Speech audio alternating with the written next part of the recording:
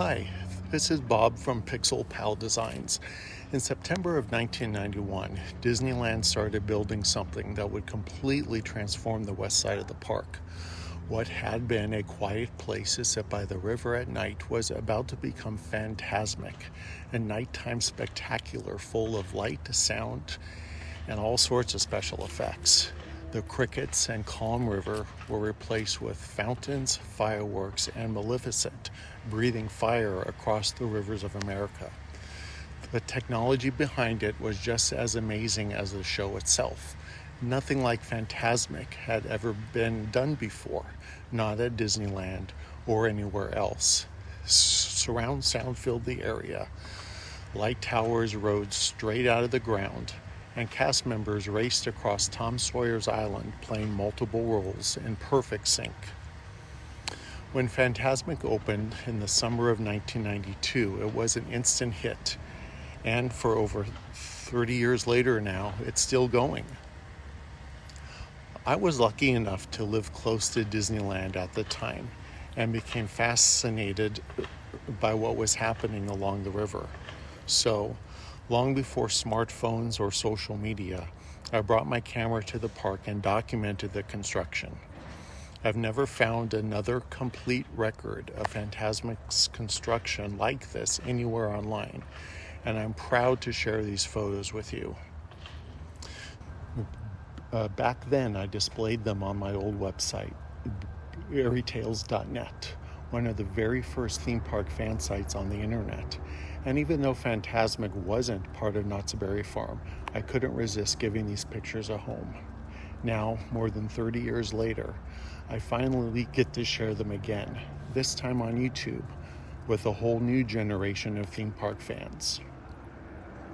I hope you enjoy these memories of how Disneyland made the night ignite with a look back of the construction of Fantasmic. This first picture isn't one of mine. It's courtesy of Dave Land Webb, and it shows the rivers of America before Fantasmic, calm, peaceful, and mostly quiet at night. There wasn't much happening on this side of the park back then, but that was all about to change, as construction of Fantasmic was just getting underway. Here's the first photo from my own collection. The river has just been drained, and you could see the old stage and the track used by the large riverboats. There's a bit of concrete visible under the track, but most of the riverbed was still thick with mud at this point. This next image was probably taken a little later that same afternoon. It shows another angle of the old river stage and the transfer track for the boats. Disneyland used this area for nighttime entertainment, small bands and light shows that brought a little life to the riverfront, but nothing close to the scale that was about to come. Here's a look back across the rivers of America, long before Star Wars Galaxy's Edge existed. This area, under the Hungry Bear restaurant, was where cast members took rafts over to Tom Sawyer's Island each night. If you were a regular and knew where to watch, you might spot a few friends from the show heading back and forth across the river. Just a week or two later, the river was ready for work. Work trucks had moved in, beginning the process of dismantling the old track used by the big riverboats. So much construction would take place here that removing the track became absolutely necessary. And here's something you don't see every day, the Mark Twain riverboat up on blocks. She stayed this way for most of the Fantasmic construction period until the river was refilled and she could be relocated to Fowler's Harbor.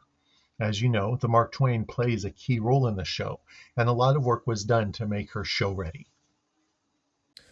I hope you enjoyed this look back at the first installment of construction of Disneyland's Fantasmic. As you could see, I'm not a fancy YouTuber, and I'm definitely not a former Imagineer. I had nothing to do with the show. I was just a kid with a camera, genuinely curious about the details behind what makes a show like this work. Heck, I'm not even a polished speaker. I'm just a guy. There are plenty of other YouTubers who cover new constructions at the park. They go into details, they analyze, they do a great job. And that's fine. I'm not trying to be them. I'm just a guy with a camera sharing some unique pictures that I hope you'll find interesting. So until next time, if you could hit the like and subscribe button and maybe share this with your friends, it would really help me get this channel going and bring more videos to you. I truly appreciate you watching. Thanks. Thank you so much for watching. I run this channel under Pixel Pal Designs, which is my little side hustle, helping get people online without the anxieties of doing so. I know a lot of folks, either small business owners, hobbyists, churches, or nonprofits, who find building or updating a website overwhelming. Maybe you've got an old site and you don't have the time, or you don't know the tech on how to fix it. And that's where I hope to come in. At Pixel Pal Designs, I want to work alongside you in a friendly, low-tech, and cost-effective way. No confusing jargon, no rushing, just support at a pace that feels comfortable. If that sounds helpful for you or someone you know, please visit pixelpaldesigns.com and check it out. I'd love to help you bring your online presence to life.